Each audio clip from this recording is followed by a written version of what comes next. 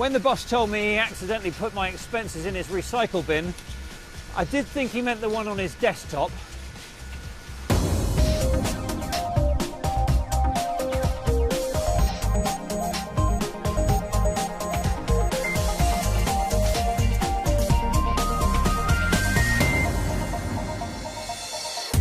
This week's Click is a load of rubbish, but one well worth watching. We'll find out what happens to our tech when we throw it away and how new laws might prevent it ending up in the wrong hands.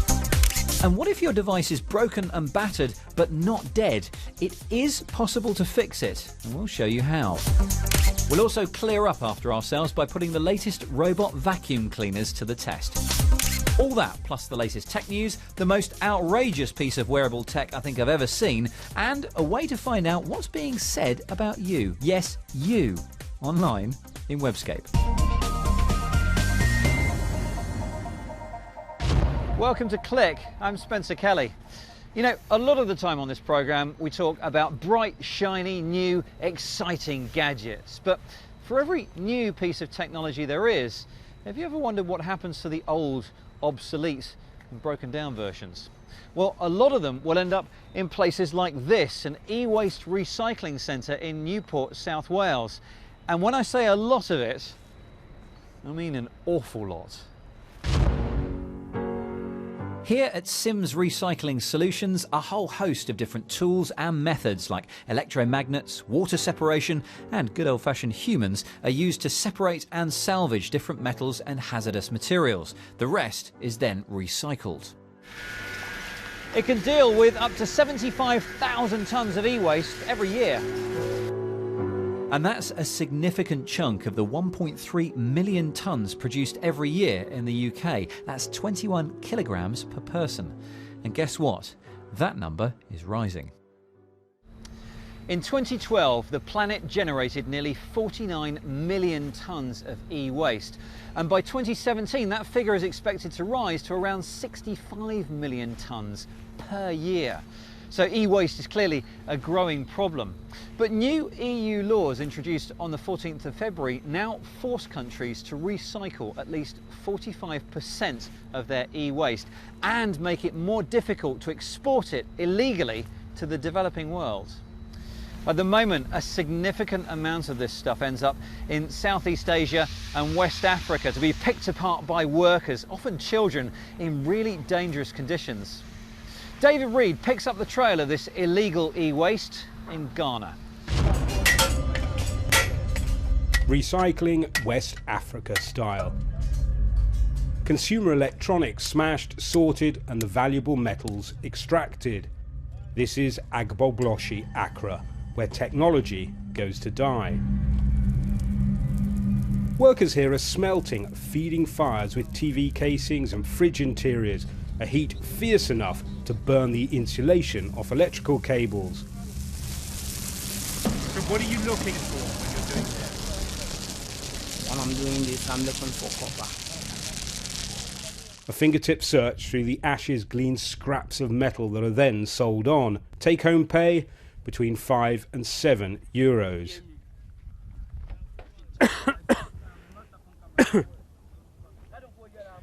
The men and boys working here, and they range between 13 and 35 years old. They're not from Accra, they come from the north of the country, and they came here on a sort of gold rush, promised riches from waste. But the riches turned out to be a pittance, and the gold turned out to be lead, cadmium, and other heavy metals lodged in their bodies and slowly poisoning them. We have problems because if you didn't bath, or maybe if you bath finished, it will just be paining your body unless you get some medicine. Hanan is just 17 years old, taking medicine to work in an environment so toxic that even some of the boys here refuse to touch the river running through the site. And you could see the smoke also. The smoke is also traveling. At any place that it deposits these heavy metals or the people there can be contaminated. The soil itself, you could see is hugely contaminated just by your sight. Time to leave Agbogbloshie and head with Vincent to Ghana's Atomic Energy Commission. The lab has performed a battery of tests on soil from the site. They found cadmium 30 times over acceptable levels. It can cause cancer, kidney failure, bone disease.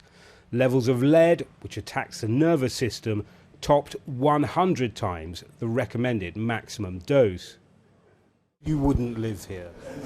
I would not advise anybody to live there. Meanwhile, this place has been classified as one of the most pollutant or contaminated sites in the world. The processing at Agbogbloshie is fed by the illegal traffic of e-waste into Ghana. Today, used TVs from Australia and Spain are being loaded onto waiting trucks. There's nothing wrong with importing used tech if it works. If it doesn't, it's hazardous e-waste, and it shouldn't be here.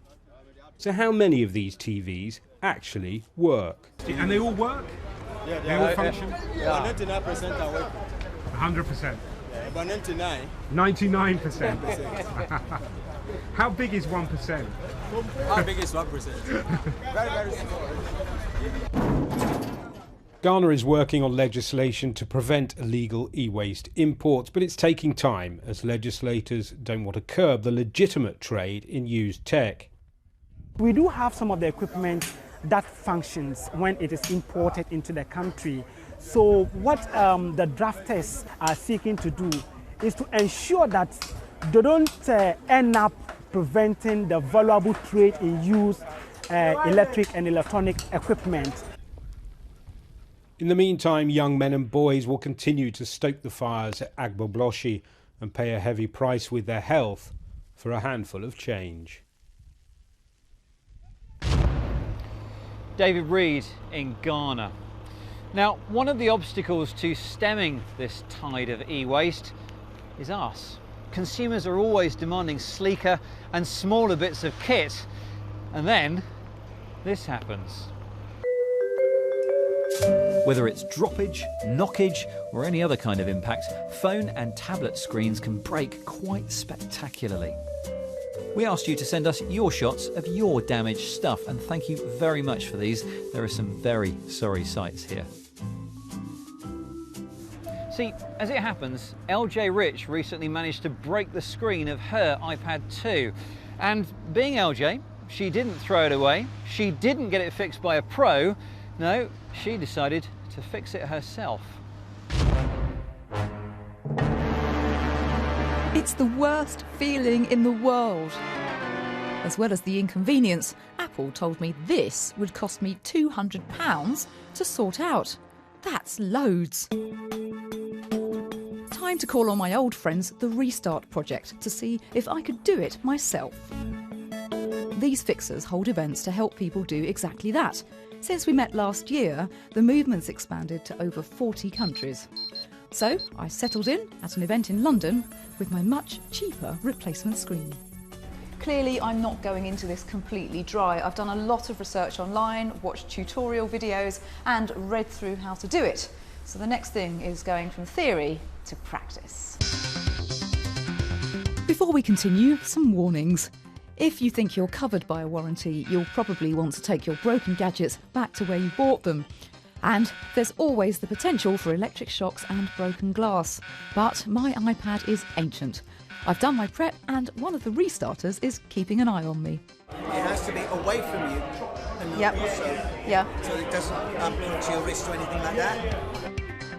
I used tape to collect broken glass fragments and a chopping board to protect the table from the heat gun.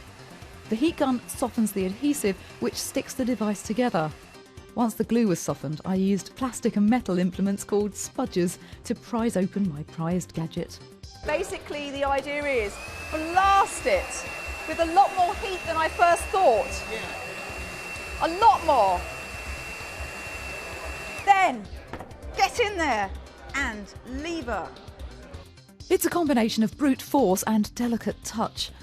I've drawn a crowd because my repair is so complex. Plus, who wouldn't want to see the inside of an iPad? Oh, I've done it, I've done it, I've done it!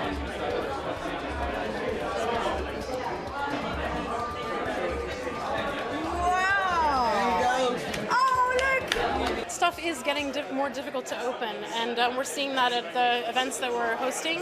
People always beat up on Apple, but the point is everything is becoming sleeker, smaller, more sealed together, more difficult to open. After removing the glass, I undid 4 little screws and gently lifted the screen to reach the touchscreen connector behind it. I pulled out data cables and prepared to do it all again, but this time backwards. And at the end of the night, my iPad worked. Almost. I'd severed the GPS antenna when I removed the glass cover. It really is that easy to bodge your own repair. Oh well, back to the internet for what looks like an even more complex fix.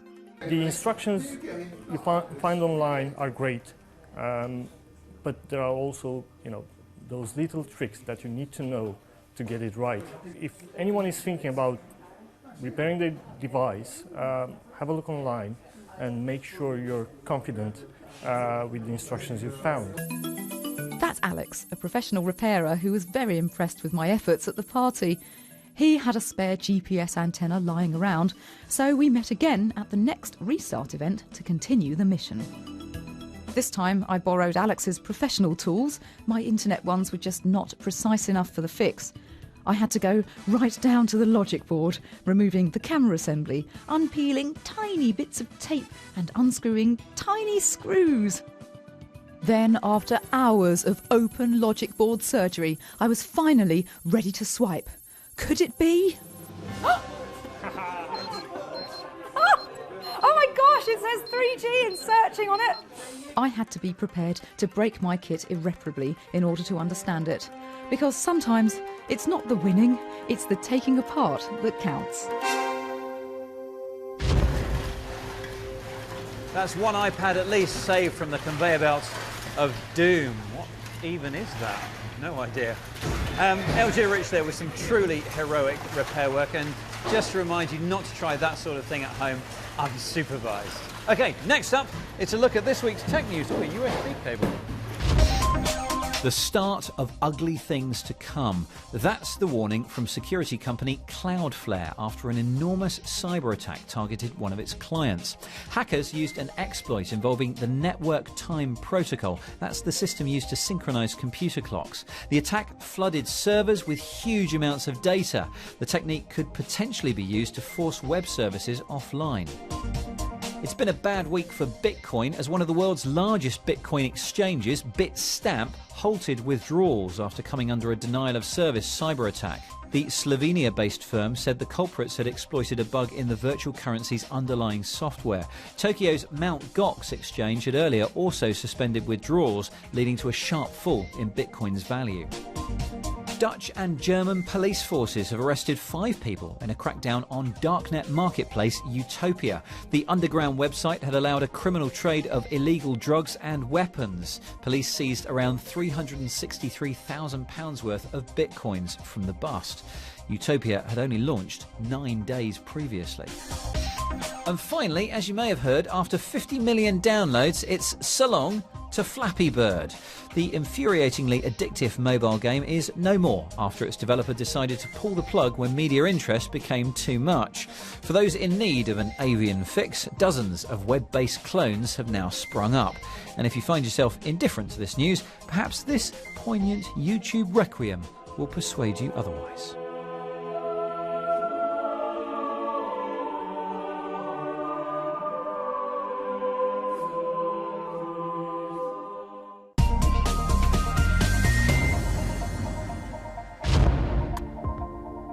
Now let's move away from the rubbish for a second and look at something far more stylish. Just in time for London Fashion Week this weekend comes a skirt made of phones. Yes, as we wait for that future where your clothes are smart, this knee-length number is made of 80 Nokia smartphones running a special app that simulates a portion of a virtual fabric on each screen. As the model walks and turns, the handsets detect the movement and the design appears to move and shimmer like real material. The collaborative project between Nokia, who supplied the phones, fashion designer Fyodor Golan and London design house Kin has taken 3 months of design, testing and calibrating. Even the clips holding each phone to the wire frame were 3D printed to the exact measurement and orientation required. You know, I was up for wearing it myself, but sadly, it's not made for someone of my proportions. I'm all for minimising waste, but this is ridiculous. And this is how the finished product went down on the catwalk. Unfortunately, the software didn't go down. As you can see, I myself am a dedicated follower of fashion. What do you mean rubbish? Anyway, not all technology is destined for a place like this. In fact, some is designed to clean your house while you lead your own busy life. Last week, Sir James Dyson, best known for his range of bagless vacuum cleaners, invested £5 million in the development of a new generation of intelligent household robots. Now, while the results of that may be some way off, we sent Lara Lewington to the boardroom to pitch something that could clean up sugar. They come from the world's biggest electronics companies. This is an unbelievable opportunity. This process is not about a job, it's about making sure my house is spotless. At stake, a chance to change the way we clean and become the vacuum apprentice.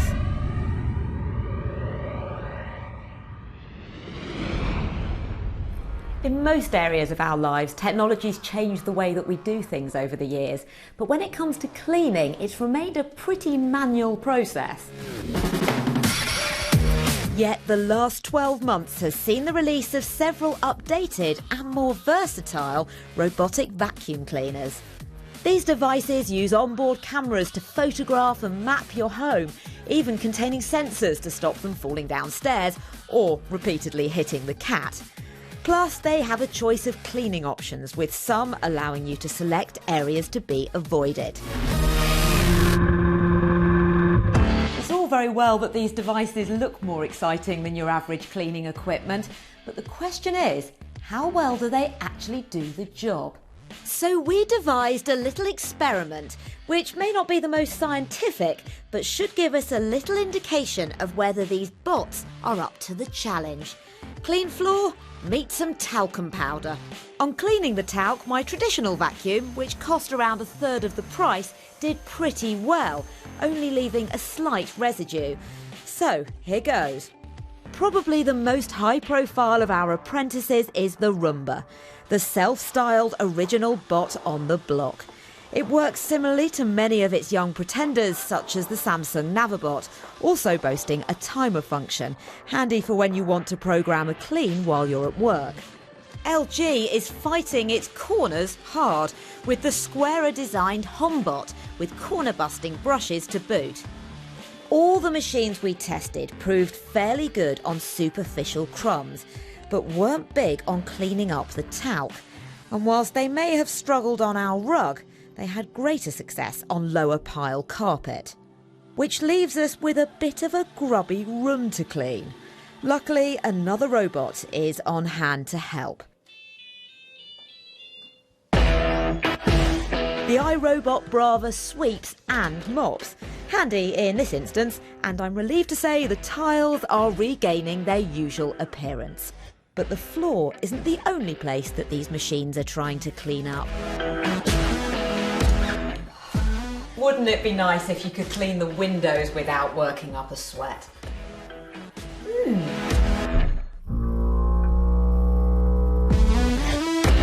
Well, this hopes to be the answer, the WinBot. It certainly washes the windows nicely and works on any thickness of glass, but the permanent power cord attached does make it feel a bit low-tech. And whilst the future may hold the promise of great things, these candidates may not be ready to take over all your cleaning duties just yet. You are fired.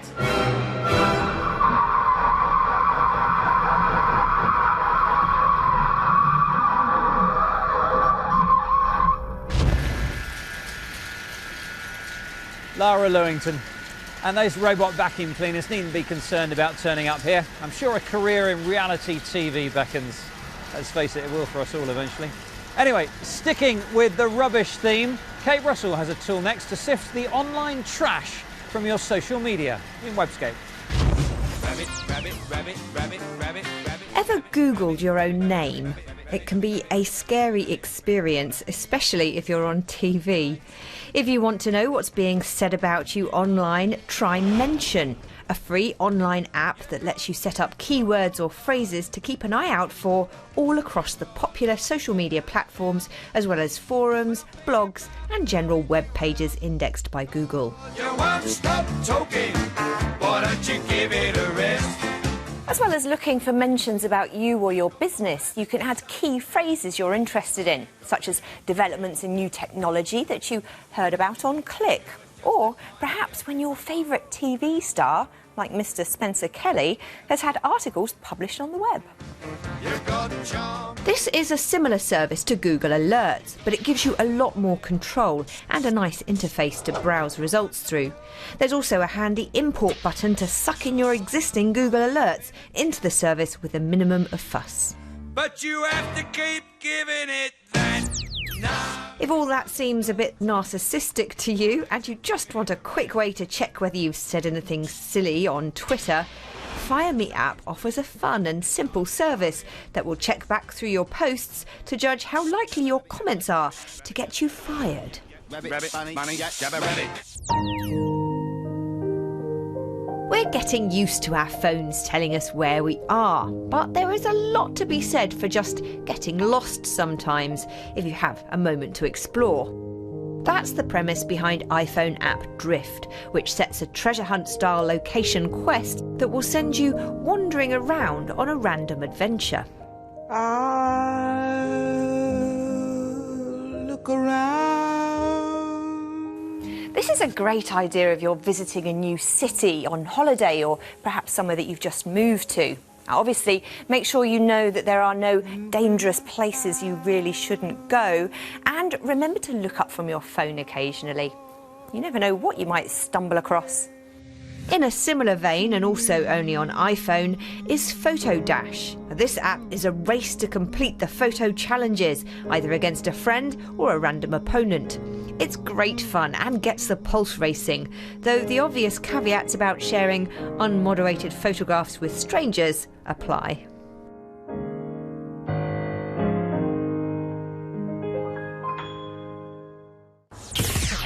Einstein's intuition told him that the world should feel the same in all frames of reference moving with constant velocity. Last week our video looked at how fast you're travelling through space and time. But is there a cosmic speed limit? Einstein's theory of relativity suggests we cannot travel faster than light.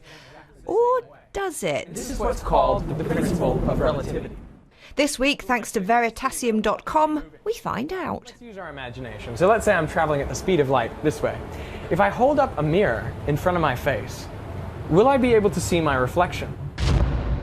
Thank you, Kate. Well, I'm afraid time has flown here, what with us not being on a rocket approaching light speed and all. So Kate's links and much more technology news are all at our website, bbc.co.uk/click. And if you'd like to comment on anything you've seen today, please do. On the email, we're click@bbc.co.uk. On Twitter, we're @bbcclick, and we're also on Google Plus and Facebook too. That's it for now, though. Thank you very much for watching, and we'll see you next time. Hey folks, this is a quick tutorial on how to cheat and beat the very popular Flappy Bird game. So I'll start off and just pay attention because you can miss it.